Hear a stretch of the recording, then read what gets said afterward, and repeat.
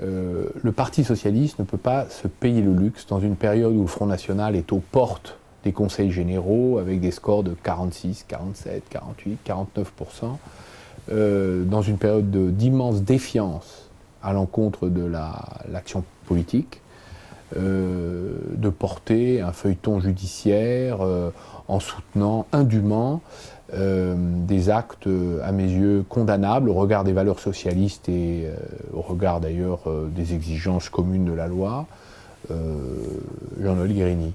Donc j'ai demandé à Martine Aubry la destitution de Jean-Noël Guérini. Là, il se trouve qu'il est renouvelable comme président du Conseil général. Je crois qu'il serait sain et d'utilité publique que sa succession soit très rapidement organisée pour qu'il ne puisse pas être à nouveau président du Conseil général. D'abord, j'aurais voulu qu'on fasse l'économie de ce débat. Et d'ailleurs, j'ai alerté Martine Aubry l'année dernière au mois de juin.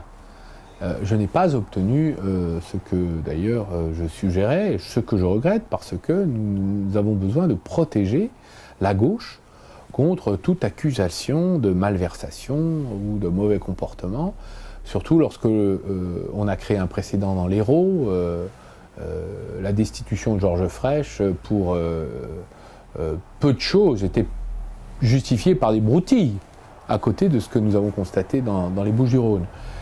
Par ailleurs, on ne peut pas nous demander la démission de Michel Alliot-Marie pour des voyages douteux ou d'Éric Woerth pour des conflits d'intérêts